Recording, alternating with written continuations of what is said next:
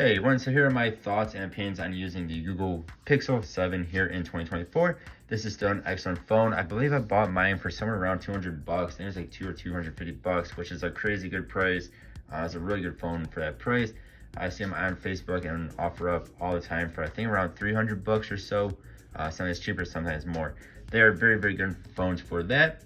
One thing I do want to say right off the bat is the brightness is not the best. If I want to nitpick at something here, so I kind of have to turn up the brightness more than I usually would. On most phones, I'd have brightness level down about here, but you can barely see the display. Once like that on Google phones in general, I kind of keep it more up around halfway, but the display is just not very bright. It looks very nice though. The display looks very nice. The blacks are nice and black. The colors are nice and popping. It's a very nice display. It's not the brightest of displays. Let's talk about actually using the phone for general use, like looking stuff up. Like here, I'll go to TireRack.com this time. You should go to Best Buy, but it's right there. You see this thing is pretty quick. Here we go, we'll go to Best Buy. A little bit of a heavier website. And you can see it has no issues loading this in. I don't know if it's really much slower than any other phone in the same price range of when this thing was new. For stuff like this, I mean, it's really works very well for general use like that. Going to like Play Store, everything's just gonna load in pretty quick. Let's go on to like YouTube, and it's gonna load in pretty quick. Let's go on into Roblox, and it's gonna load in pretty quick. So loading into everything, this thing loads in pretty quick. Gaming, on the other hand, is it's not gonna load in as quickly. It still be decently quick, but it's not gonna load in as quick. Most games are gonna run just fine on Google Pixel 7. One game that will not run that well will be Roblox, and the reason for that is it doesn't really run well on pretty much any Android device, unless you have like the top of the line, like super expensive, like Samsung, like S24 Ultra, something like that. The reason for that is they're just not optimized. Android is not optimized, or Roblox not optimized for.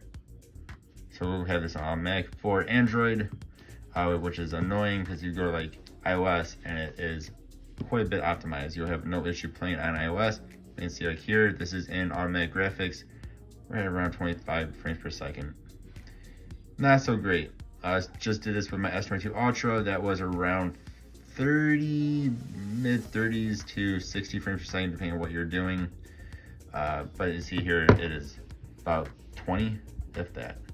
So again, that is more of a Roblox issue playing well with Android than it is a Google Pixel issue. But other games, we're going to Monster Hunter now here. Right, I know I cut it out, but they do load in a little bit slower. A lot of games will load in a little bit slower, especially compared to doing things like browsing the web, stuff like that. Playing games, they will load in a bit slower, but once you're in them, they do work pretty well. You might have to lower your graphics down a bit, but they do work pretty well. Google Pixel phones are not really meant for high-end gaming or things like that. They are meant more for the AI and being a Google-made phone. But they do work pretty well for gaming nonetheless, just not Roblox, because nothing really works well. Roblox, that is on Android. I just want to go back to the display here. This is a very nice display. You can see like the gold in the beta here and the blue in the beta here are nice and nice and colorful. And then the blacks are nice and black. So the displays are nice and beautiful on the Pixel 7.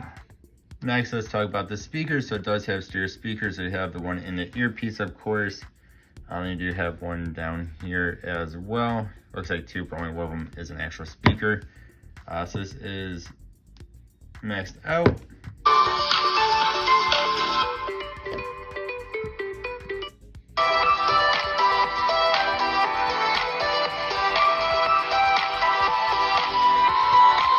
So it actually does get pretty loud, especially for being a phone speakers.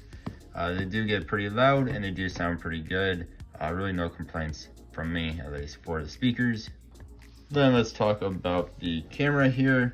So you do have a 0.7, a 1, and then it will zoom in to 8 times. So it's not the most zoom on a phone, that is for sure. And it does not have a macro lens either. So you get too close to something, it tells you to move back to improve focus. You can't be too close to it, which is kind of disappointing. But other than those two kind of qualms, you know, only going up to 8 times zoom, down to 0.7 times zoom instead of 0.5. Then I have macro lens. On the 7, you get the 7 Pro, it will have the macro lens. Zoom in more. It's a good camera overall. Of course, Google Pixel phones are known for having good cameras. This is just, I mean, it's good as well. It's just a couple issues I have with it. They're not big issues by any means. Just 2 things to point out. Then let's talk about battery life. So I have no issue with the Pixel 7 battery life. I can easily get through a day. I'm not a heavy user. I'm a pretty light user. I mostly use it for YouTube, web browsing, Spotify in the car, stuff like that. For the most part, I can, well, I mean, every day I can get through with no issues. It's not going to be the best battery out there, but it's not the worst by any means. One, again, kind of qualm I have with it, and a lot of people do, is the charging speed. It just is not a fast charging phone. It definitely does take longer than other phones, which is kind of sad, but it's not the biggest of deals. To me, it's not a deal breaker, but it's something to point out. It does take a bit longer than other phones to charge up. It's kind of like the iPhones, when they do take a bit longer to charge than other Android phones do. Just something to point out.